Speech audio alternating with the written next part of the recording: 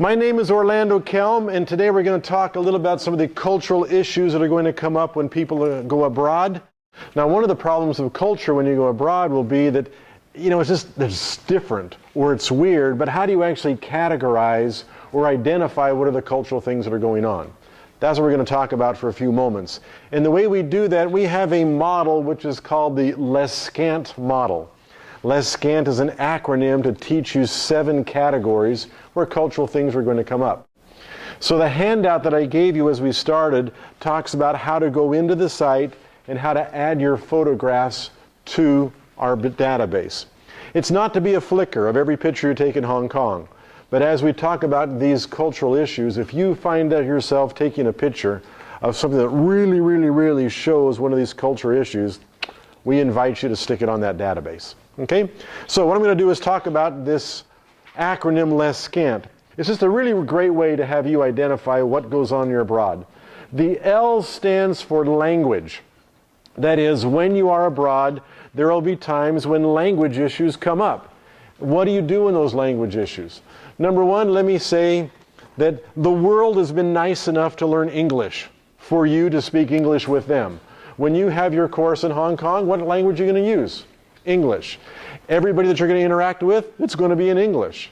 Now, it'd be nice if you knew how to speak Chinese or a little bit of even Cantonese, but think about this for a second. The whole world speaks English for you. Be nice to them. Speak a little slower.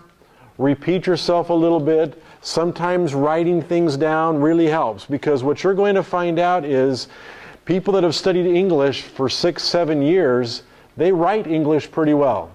But when you start talking to them, their comprehension really drops. And so when you're abroad, you're going to be using a lot of English. Just be aware that when you just fly with them 100 miles an hour, you're leaving them behind. Help them out a little bit.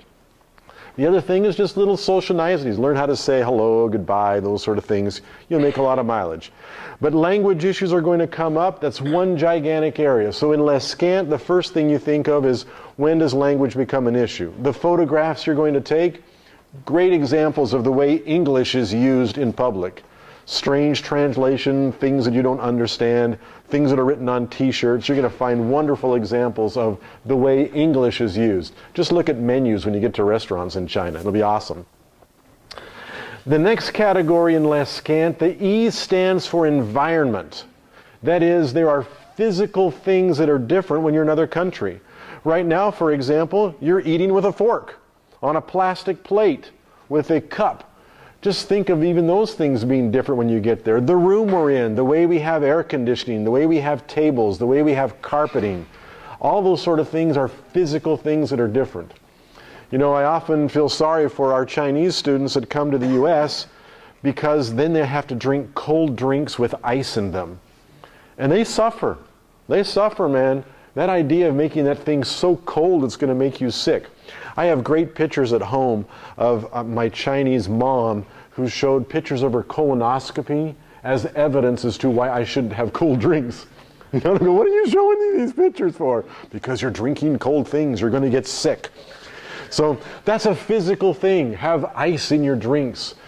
In China, it's the opposite. You're going to have warm drinks and even hot drinks all the time. It's 100 degrees outside and they give you a boiling water to drink, that sort of thing. That's a physical thing. Population density, that's a physical thing. You are going to be in a country that is very vertical because the population is all concentrated in a very small area. What does that mean for how people get around? You are not going to see Hummers driving down the street. You're not going to see a gigantic parking lot in front of a Walmart, because space is really precious. So keep your eyes open for how does the physical nature of things around you affect that. And when you get a great picture of 1 million people in a subway, that's a picture you want to send to our database, because you will not believe how crowded it can be. The S in LESCANT stands for social organization. How is society put together? And think about it for a second. You are here as students. There's a whole infrastructure of what we do with education. Who goes to school, how you get to school, how you group yourself in schools, the difference of 2-year colleges, 4-year colleges, prestigious schools. Society puts it together by education.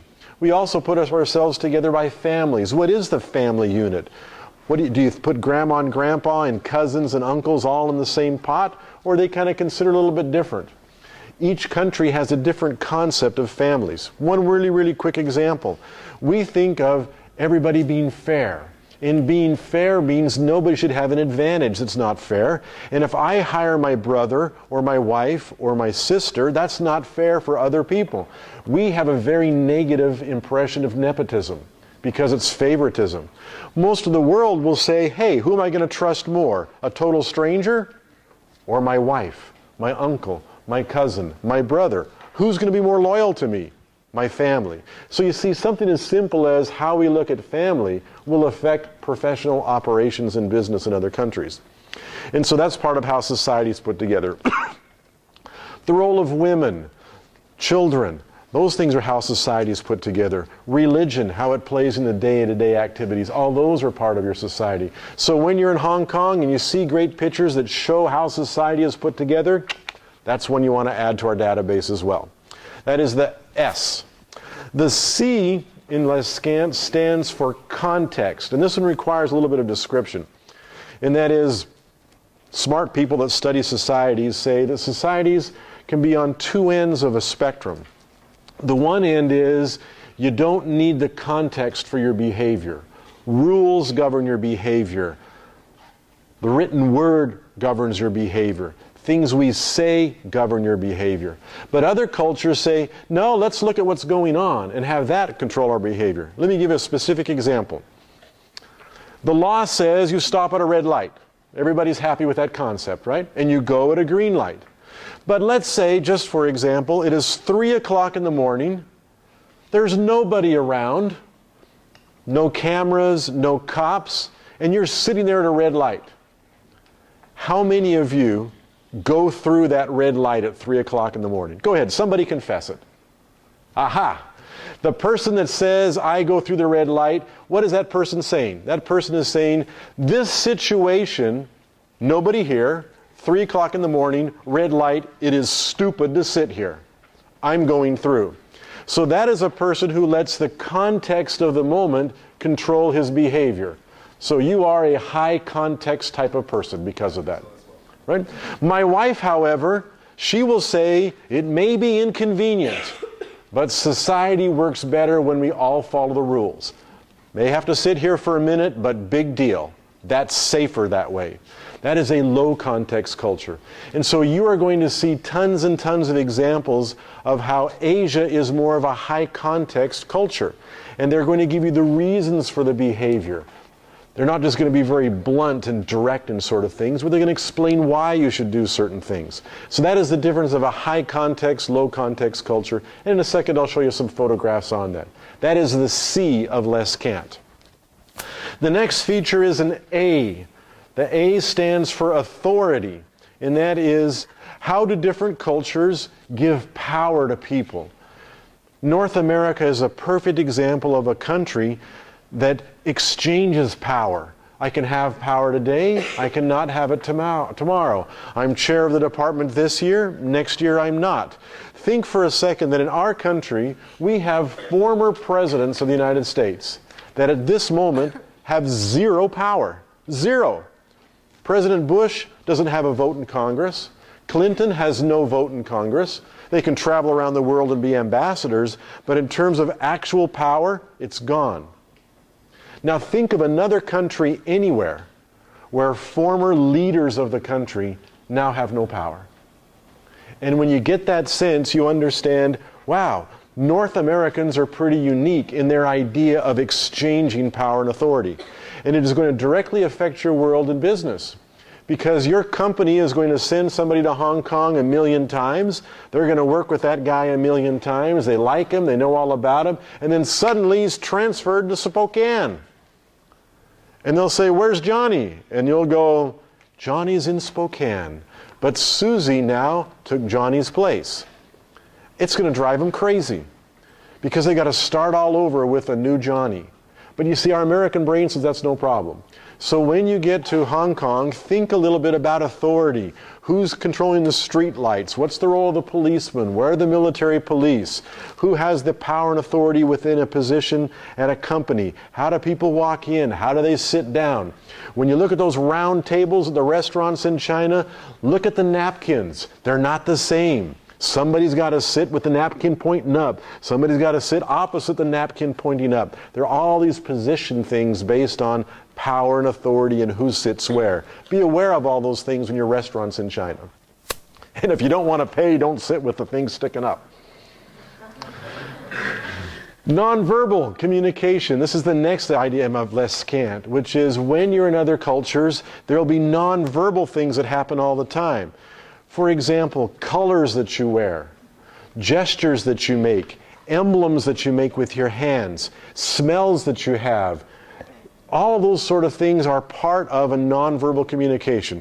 Really quick example. I was one time at a conference and there were two Japanese ladies who knew each other. They're like on the opposite ends of this room. And they started running towards each other. And they were just squealing with delight when they saw each other. I mean, there was total, true emotion of happiness, right? And they're going, ah! And they got to each other, they stopped, bowed at each other, never hugged, never touched, but their emotion was totally real, but they did not touch each other. Like a week later, I was in my office and I met a Brazilian that I hadn't seen for months. I get up and we're hugging and we're kissing and we're touching each other's hairs and shoulders and elbows and everything. I don't think I was happier to see that lady than the two Japanese women were.